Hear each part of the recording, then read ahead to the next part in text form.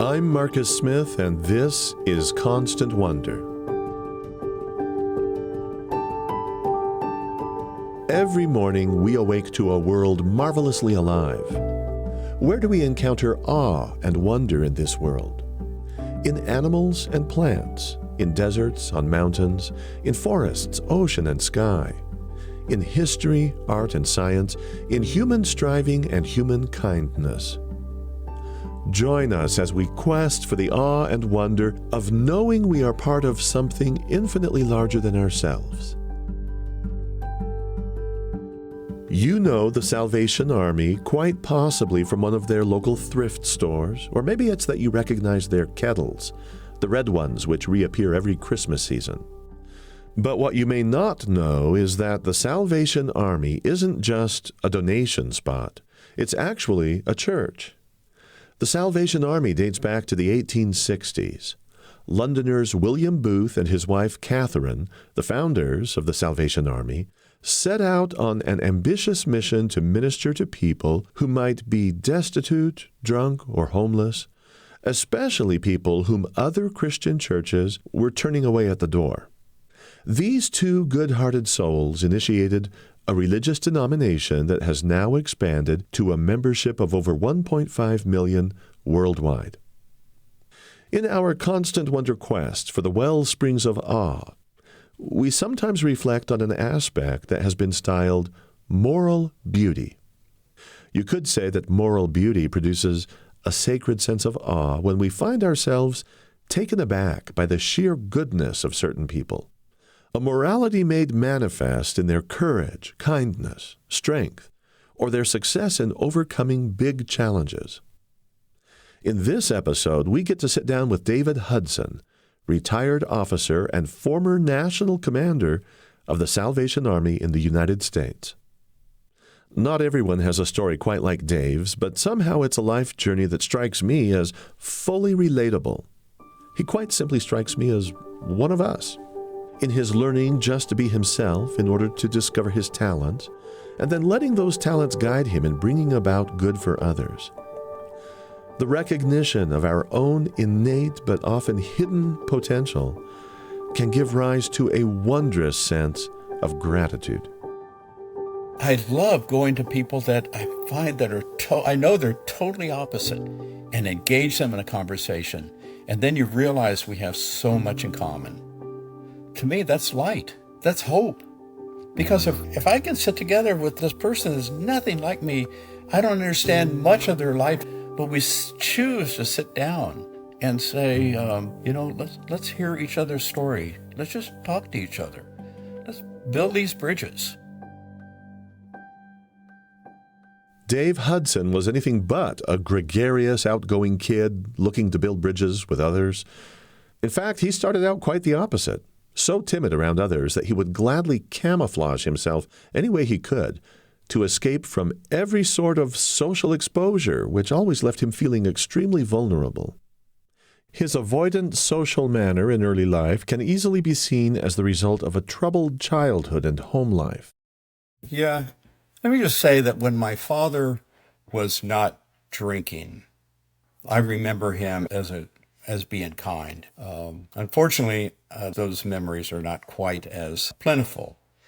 It's interesting for a child growing up in the home of an alcoholic because that's all you know. You don't know anything else. I look back and there were some kind of funny times. My dad came home one time. He was intoxicated and he got the great idea of taking all the neighborhood children and putting them on top of his car, not in his car, but on top of his car, and was driving around the neighborhood. Now, that was not a smart thing to do. And it was all good until the policeman pulled us over and made us walk home. And today they would arrest him for that. And I don't know if they cited him or not. And there's so many stories like that where he just did things that were wacky that kind of on the surface, and let me emphasize surface, are quite humorous. But you dig down, they weren't.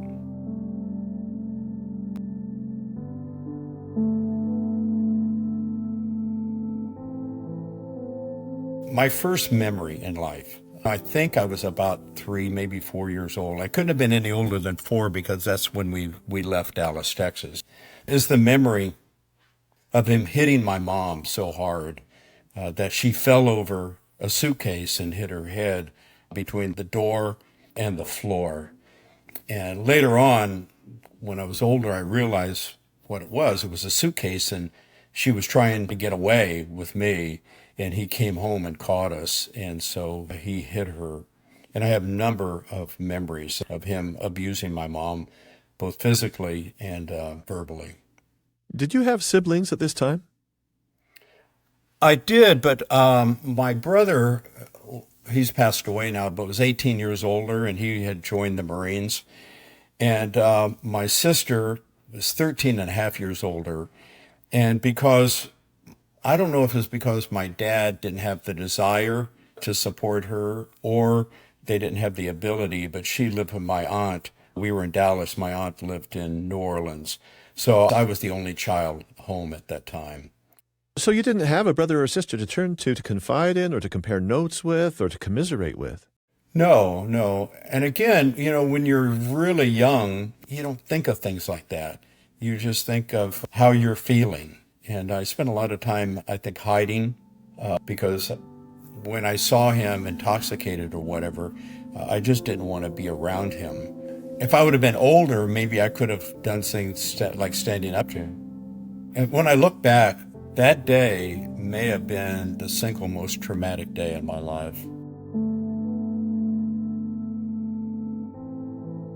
My mom and I had got away, and we were living in New Orleans, where my mom had a job, a nighttime job at a hotel that was 6 days a week. And so I was only able to stay with her 1 day a week. And then I stayed with my aunt, who was a Salvation Army officer in New Orleans at the time, the other 6 nights a week. But my dad found us, and he got us an apartment. And I don't know what led to this encounter with my mom and my dad, but I remember I was 7 years old. I was sitting at the top of the stairs, looking down the stairwell. And my mom and my dad were down at the bottom. And he has said that he is leaving us. That's how we got away. He is leaving us. And the last words I heard him say was, do you want the boy or do you want the dog? And I remember sitting almost emotionless at the top of the stairs and wondering which one my mom will take. Will she take her little chihuahua, or will she take me? When a boy hears that, what does he equate his value to? Well, my mom chose the boy.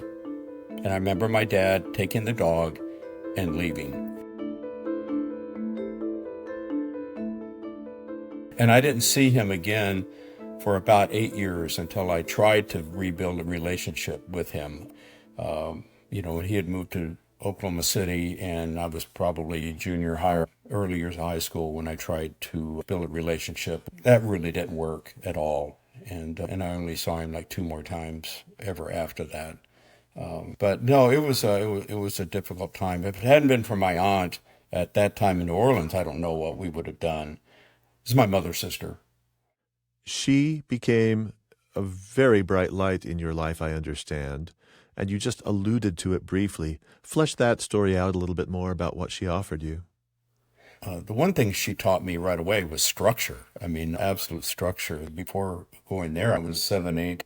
I could do basically whatever I wanted to do, bring any toys out, go outside, do whatever. But no, she said, one toy out of the box at a time, you put that back. We have meals at this time. All of a sudden, she started introducing me to discipline in a very, very positive way, which is a difficult transition for a kid that isn't used to that. But it's interesting. My mom was a wonderful person. But my mom, I don't remember her ever saying the words, I love you. I hear her say, I love my children. But I never remember her saying, I love you. But my aunt, my aunt was years and years in the southern part of the United States, and part of her responsibilities was to go into Mexico and do audits for the Salvation Army units. And she did that for 30 years. And so she was fluent in Spanish. And when I would come home, she would always embrace me, and she would put her hands on my face, and she would look me in the eye, and she'd say, "Oh, David, yo te quiero mucho. Yo te quiero mucho. I love you, I desire you, I want you very much." And that was such a powerful thing, because I heard the words and I started to believe that I was worth, maybe I was worth more than that dog.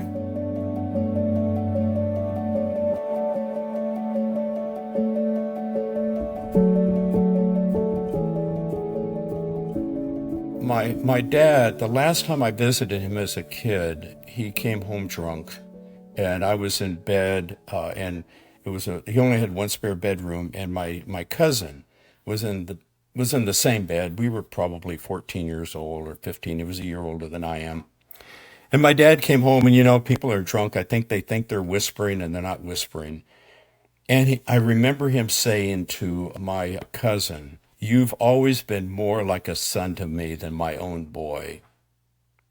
And I laid in the bed saying, whose fault is that? And so I went to my stepmom and I told her, because while he was at work, that I want to go home.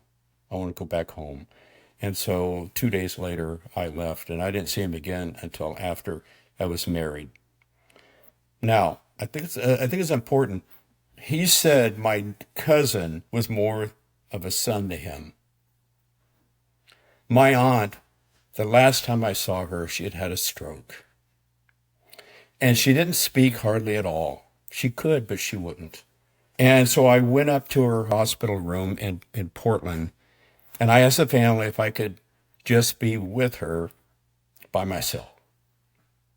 What do you say to somebody that's been involved in every good thing in your entire life?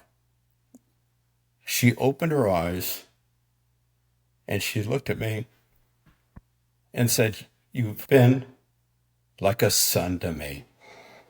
Maybe I wasn't a son to my dad, but to this woman. You talk about influence. How do you measure that? I'm sorry, I still get emotional.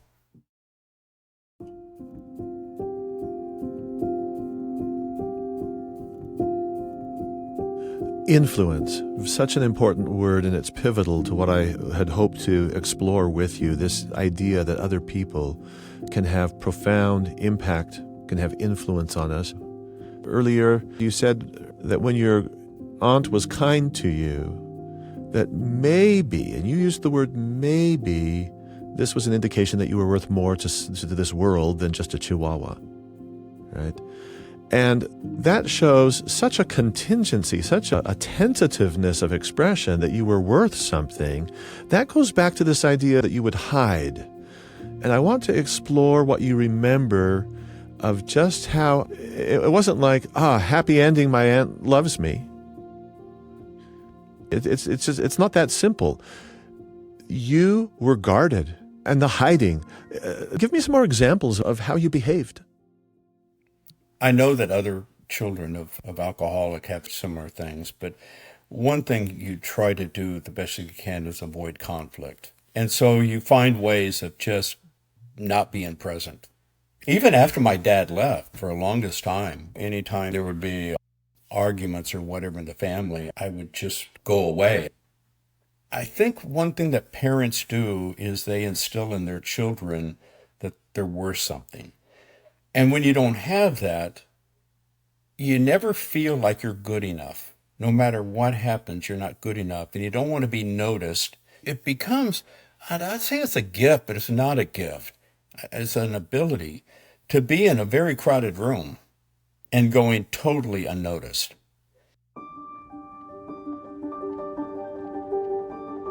Now, just in case it slipped your mind, this is still the origin story of a man who ended up with an appointment as the United States National Commander of the Salvation Army.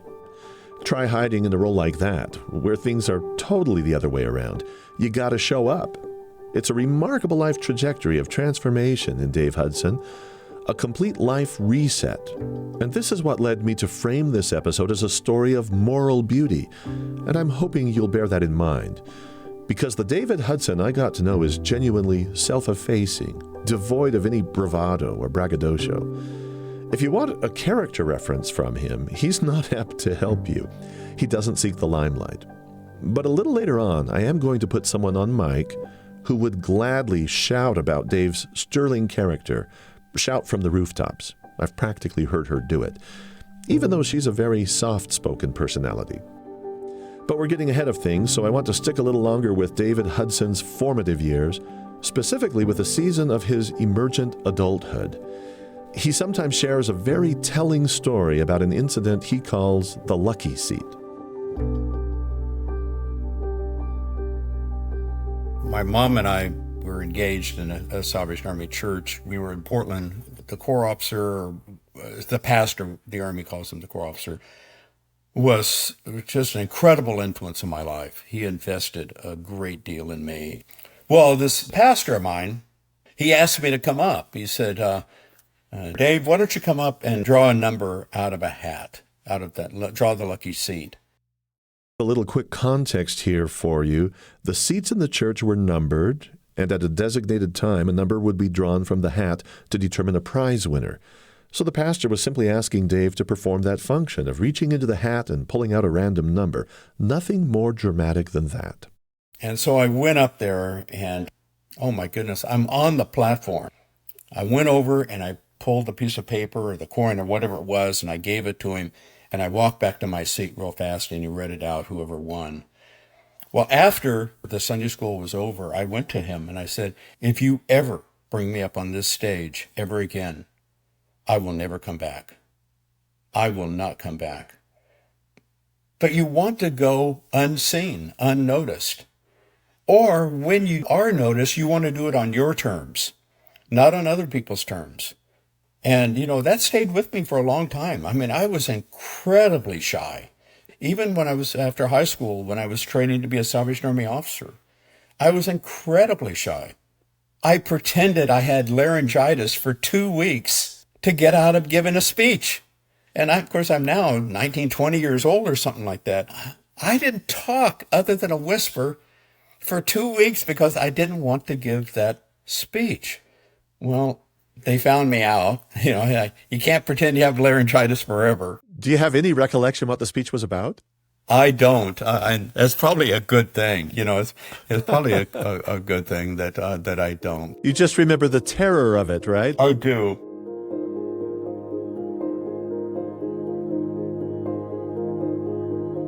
Now, what makes this memory so poignant for Dave is the sheer improbability that a person having had his rough start in life and a shy temperament should ever one day be given a role where speech giving and spoken communication generally are part and parcel of what you're supposed to do. When you're U.S. National Commander for the Salvation Army, you oversee all operations and mission fulfillment in the country, and this means you guide all internal and public-facing messaging. You implement policy, advocate with external agencies and governmental bodies. You meet and counsel people non-stop. And let's just toss in here the function of preaching and presenting in front of large audiences. Seems you're going to have to speak up a fair amount, and you're just not going to fare well with chronic laryngitis. Then there's also the matter of finding your way to a fulfilling private life. If you're no good at communicating, what are your chances of a romantic relationship? A little later, we'll hear from Dave about how the stars eventually aligned for him on that personal front. Right now, however, I want to pause to reiterate our aim in this episode. Awe is often ignited upon witnessing the goodness of other people, and I'm going to be very direct here. David Hudson is an extraordinarily kind man, as you're about to see in the following story. What made him that way is reason enough to stand in wonder, given the difficult early chapters of his life. I want to fold in a moment or two here for you to meet somebody who got to know Dave after he had already worked for some decades as a commissioned officer in the Salvation Army. This is Jess Scoville. She's still fairly new to our production team here at Constant Wonder, and a few years ago she found herself in the sphere of Dave's influence. One of the absolute darkest times of my life, I had just moved across the country. I was in Virginia. I was thousands of miles away from family, friends, really didn't know anybody. And within a couple months of getting there, my husband decided that he didn't want to be married anymore and left me and my 7-year-old son and 5-year-old daughter. And I was completely bereft. I had no confidence in myself that I would be able to support our family. And if you've had something like that happen, it's devastating. It's terrifying. I hadn't had a job, since I started having children, and I really wasn't sure what I was going to do. I applied to hundreds of jobs, and the interview that I got was at the Salvation Army at their national headquarters in Alexandria, Virginia. And I went to the interview, and honestly, I was so distressed. I mean, I was just shaking, and honestly, I thought I bombed it. When they asked me my greatest weakness, I said talking to people, which was part of the job. But they gave it to me anyway, took a chance on me, and did hire me for a very entry-level editing position. Not directly interacting with the national commander, but I was in the national headquarters. When I first started, I just sat at my desk maybe every day and cried. During an 8-hour workday, I'd cry for maybe half of it. And just kind of feeling the loss of just, not only my relationship, but my dreams for my family, my hopes for my children. And I really isolated myself when I was there. My self-confidence was rock bottom. So I started working there maybe in the spring, and our first Christmas rolled around. The first Christmas I was doing on my own, just me and my 2 kids.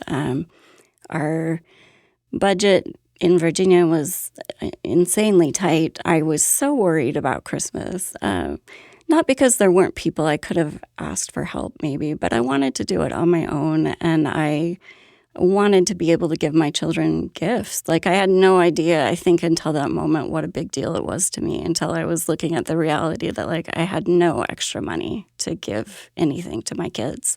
I think, honestly, all I had was kind of a package of socks I was going to divide between them.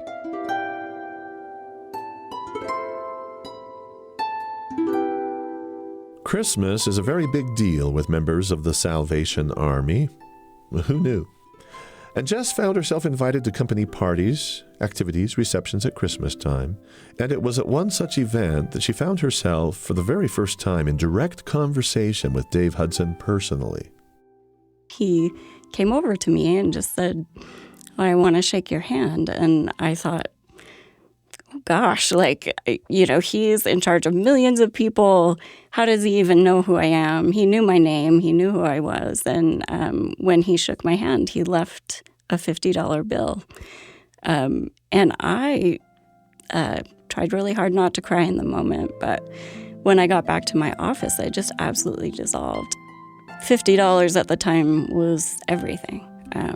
It meant that I could at least buy something for my kids to put under the tree.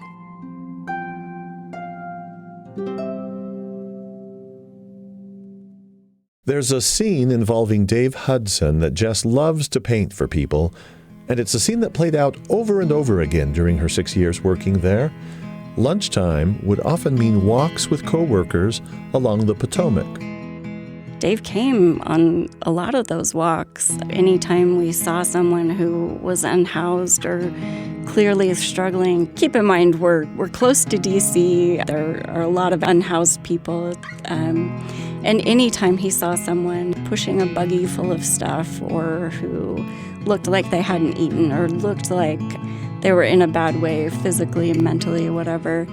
And sometimes these were people that probably even I would have crossed the street maybe to avoid. But Dave unfailingly went straight up to the person and said, "What's your name? Can I give you a hot meal? Can I get you somewhere to sleep tonight?" And that care and attention that he gave every person on the street, he gave to every person he worked with, just unfettered generosity. Jess Scoville speaking there. Again, she's one of our producers for Constant Wonder. Thousands of people beyond just Jess will corroborate Dave's uncommon selflessness, and they'll do it gratefully at the drop of a hat. But something came to light for Jess as our team was working on this episode. It's something that makes it all the more poignant to get a character reference about Dave from her directly. Think back to her job interview with the Salvation Army. Remember how she confessed then her greatest weakness, talking to people, but still got the job? In his youth, Dave would likewise hide from talking to people, but still got the job. That parallel was totally new information to Jess until Dave brought it up for this episode. I'm Marcus Smith, and this is Constant Wonder.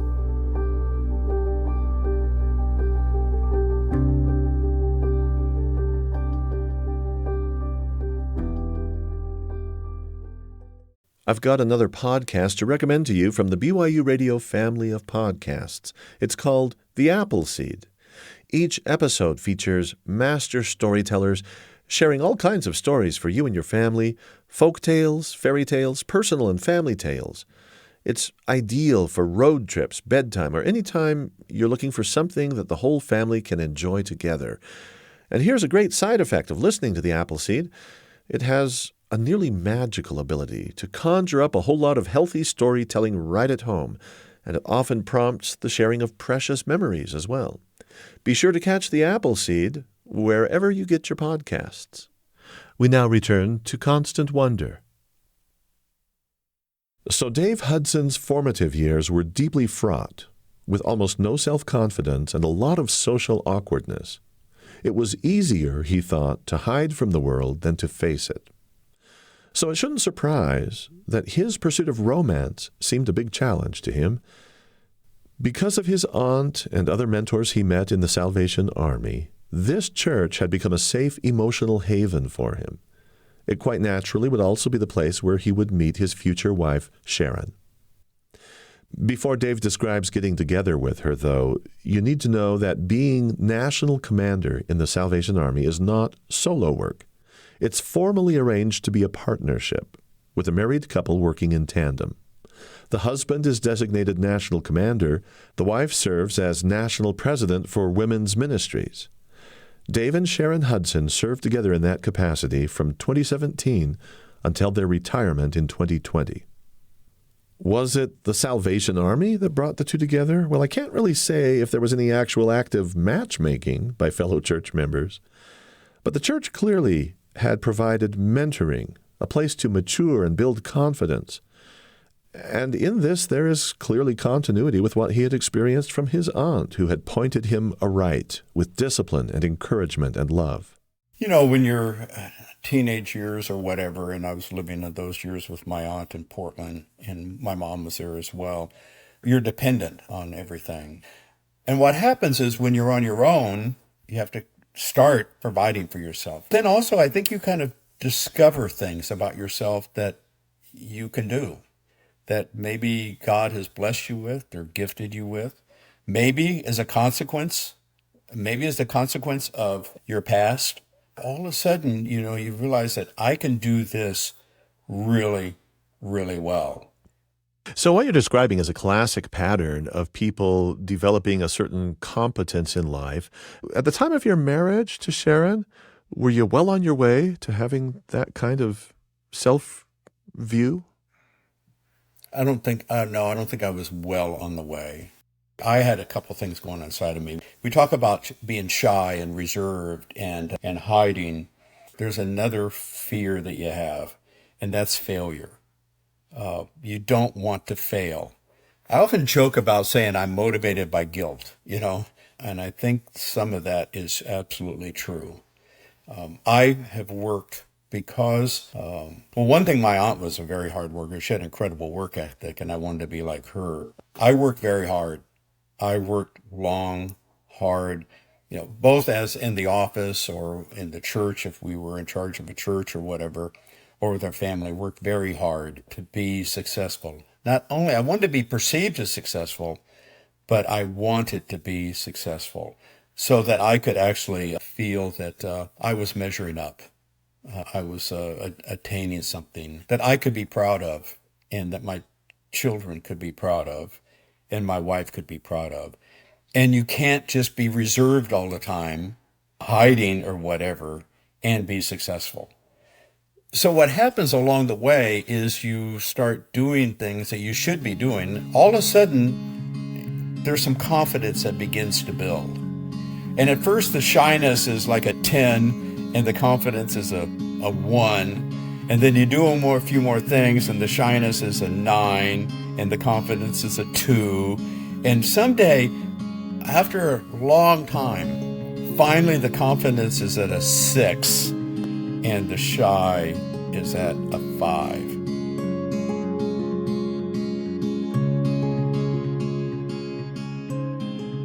Graduating from high school, given his rocky start in life, well, that took confidence. And building on that success, he set his sights on more education, deciding to attend the Salvation Army College for Officer Training, which, by the way, is where he would meet Sharon for the first time. The Salvation Army at that time had a school in San Francisco, and we both were in the same class. And so we spent 2 years together. And that's when we got engaged, is after school was over, when I asked her to come up to Portland. She's from Southern California, and I remember taking her to a place where I used to ride my bike as a kid. And I asked her what she thought about if she would consider marrying me. And I was so pleased when she said yes right away. She didn't say, I'll get back to you or whatever. Yeah. But I do remember a conversation after we were engaged. I said to her, Sharon, I will never leave you. And now that I'm not trying to be honorable or anything else, but I will never leave you. You may leave me. I will never leave you. With a powerful promise like that, well, we already know where Dave was coming from. My children will never know what it's like for their father to walk out on them. I don't care how old they are. They're in their 40s today. They will not know a father that leaves his wife and them. I don't say that again, saying, boy, isn't he a great guy or whatever. It's not that. You don't have a model of what to be as a father. Charlie Munger used to talk about this. He would say, if you don't know how to be something, just think of everything that person is not. And don't do those things, and you'll have a really good chance of being what you want to be. And I know that a good father doesn't walk out. I know a good father does not abuse their mother in any way. I know that a good father says to them, I love you. Every single conversation we have with our kids to this day, without exception, I love you. And one will respond either I love you too or I love you more. That is intentional. And it goes all the way back to, oh my goodness, over 50 years ago when I proposed to Sharon. At its core, Dave's story is about self-confidence and learning to live up to his own best expectations of himself. It's a remarkable moment when someone realizes they no longer need to hide, and that their talents might be of real value to others. Now, the interview I had with Dave, it wasn't a job interview, but I did ask him where he feels he truly shines. I've always been focused on relationships. And, that doesn't sound like a gift. However, it is amazing the things that you can accomplish through these relationships we're building. You start being able to identify what we have in common. It becomes a bridge. And I've been gifted with being able to do that. Now, it took me a long time to realize that I was doing it. And then all of a sudden I realized that this is a gift or a skill set. One story that sits out in my mind, and at this point, I was in Hawaii, so I'm in my early 50s at this time. We had this young couple. They had just flown onto the island to be in charge of our youth work for the Salvation Army. I was driving them from the airport to get their car so they could go to the house that the Army was going to provide for them. And she said to me, "Aren't you nervous about our lack of experience?" And I said, "Well, of course that's a concern. Of course. I mean, you're not going to lie to them. If you lie to them and say, well, no, I'm not concerned about that at all of a sudden they'll know, you're not being honest." But I said, one thing, I do know you, and I watch you from afar for the last couple of years. One thing I've learned is you're going to have people with abilities and you're going to have people with character. Hopefully people have both. But if there ever comes a point where you have to choose, well, this person has some more ability, but they don't have the character. And this person doesn't have quite the experience or the ability yet, but they have character.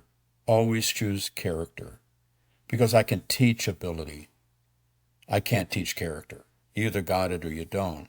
And from that conversation, we established this relationship. And I remember one day, she came to me. She, at that time, I guess she still is. She's a breast cancer survivor. And she had been out for a little while. And she said something to me on the fact, well, why do you care so much about us? Her husband and her children and her, why do you care so much? I said, because, you're worth believing in. And I believe you can do this.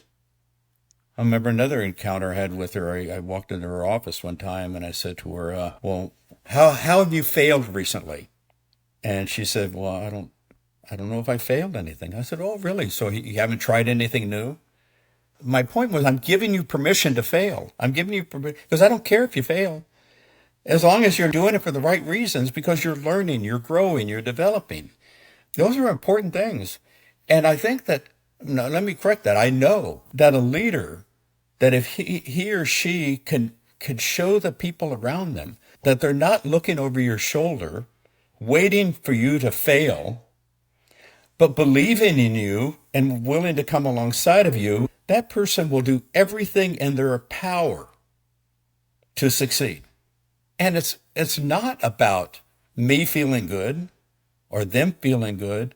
It's about accomplishing something that this world needs. And I think that we all inherently want to do good. I really believe that. But so many times, like people like me in my early days, I was so fearful that I would fail or I'd be seen or that I would just fall short of the mark, that sometimes I didn't try. Yeah.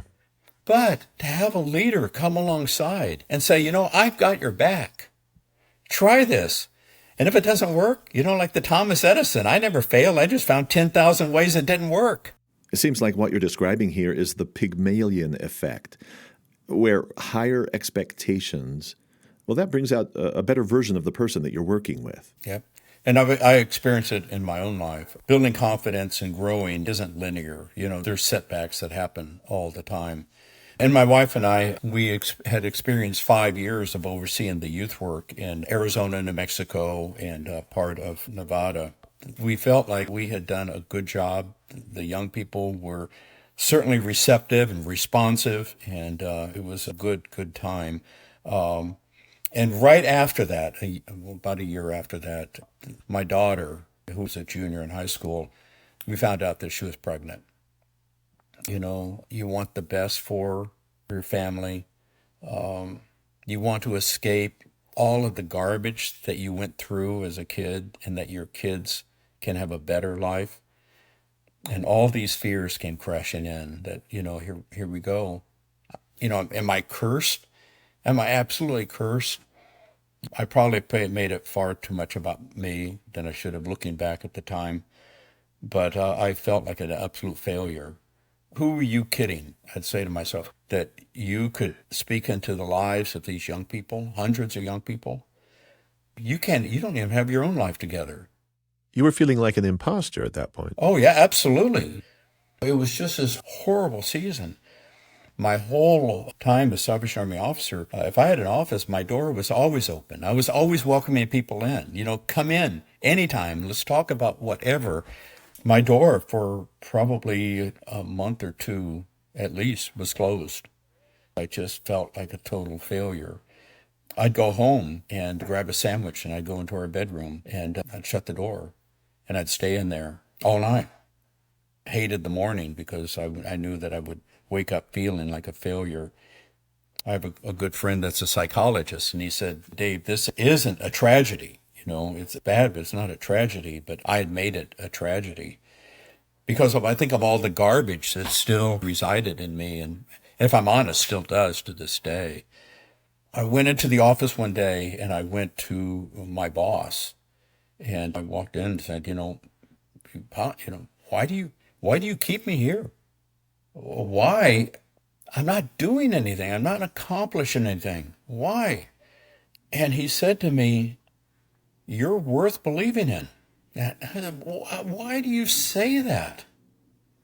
And he talked to me about some things that he had witnessed in our journey together. And he just instilled in that moment that I was worth the investment. And so coming out of that season, jump forward would have been probably, I don't know, 10, 12 years later, where I'm saying to that young officer, you're worth believing in. Because I know what that's like for somebody to say. Because the scriptures say that God showed his love for us, demonstrated his love for us while we were still sinners. Christ died for us. Why? Because we're worth it. And as leaders, what a powerful thing to be able to work alongside of your people, whether it's 2 or 3 people or hundreds of people, in ways to communicate to them that they are worth the investment. They're worth believing in. And yeah, I've been let down sometimes, but I tell you, far more times, people have not just met my expectation, they've exceeded it. And what a great time to celebrate. Celebrate them, not celebrate me and my belief in them, but celebrate them and what they've accomplished and what God has accomplished through them. I wonder if you have in your portfolio of experiences, as you have worked in the Salvation Army, as you have nurtured relationships, as you've realized that you have some sort of calling or work to do on this planet, where you were caught up short and you thought, I scarcely have words for this. The day I received my ordination, I'm so glad that I was assigned to this little tiny church in Renton, Washington that didn't have a lot of responsibilities. Just kind of keep the doors open and you succeeded. I'm glad that was it. And I'm glad God didn't say, and after that you'll do this, and after this you'll do this, and after this you'll do this. Ultimately, to this young man that's waiting to receive their first appointment, your last appointment will be National Commander of the Salvation Army. You'll be expected to go and meet with the President of the United States in the Oval Office. You'll be expected to meet with senators, members of Congress. You'll be expected to speak not to small crowds, but crowds of 1,000 or 2,000 or 3,000, and some of them bigger than that. I would have turned and walked the other way and said, boy, you got the wrong guy. If I look at my own life and I say, why?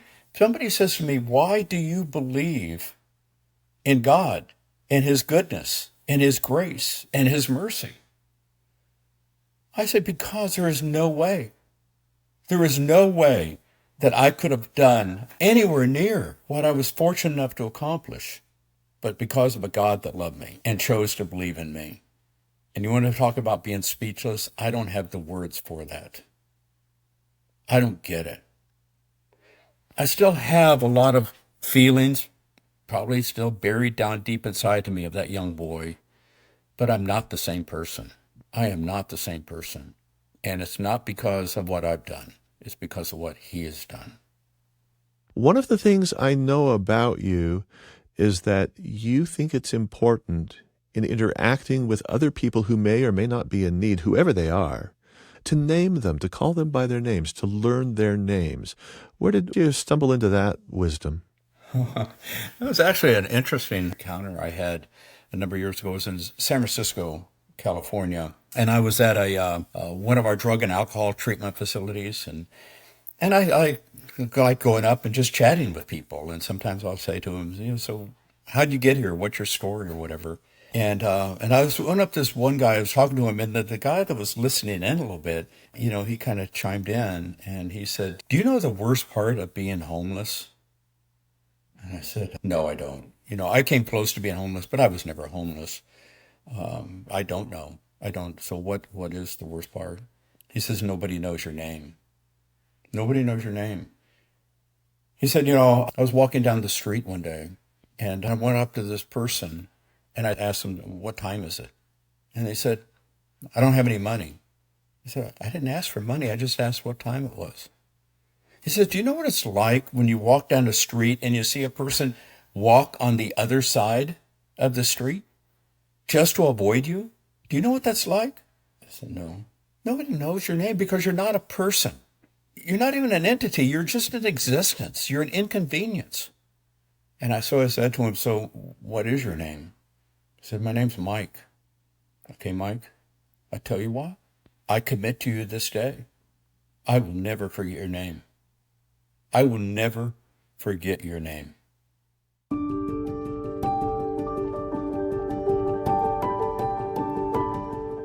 Our guest in this episode of Constant Wonder, David Hudson, served as an officer in the Salvation Army for 45 years, including a tenure as U.S. National Commander, together with his wife Sharon, National President for Women's Ministries.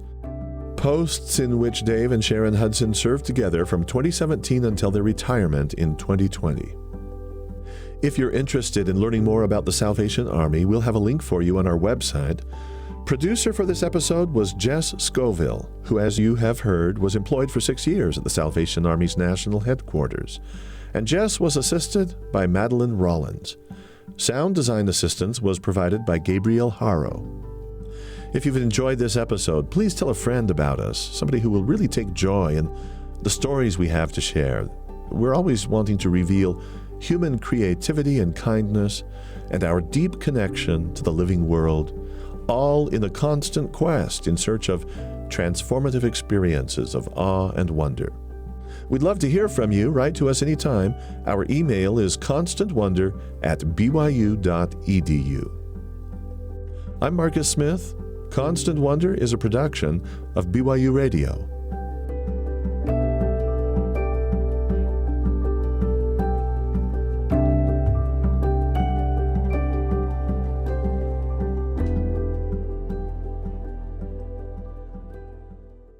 I want to take a moment and recommend another show from the BYU Radio family of podcasts, The Lisa Show.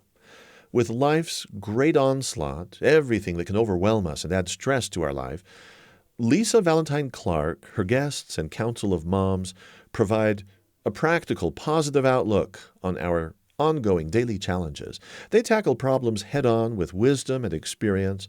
You'll hear suggestions for better handling interpersonal relationships, useful ideas related to health, technology, body image, family, and a host of other important issues. It's called The Lisa Show, and of course, it's available wherever you get your podcasts.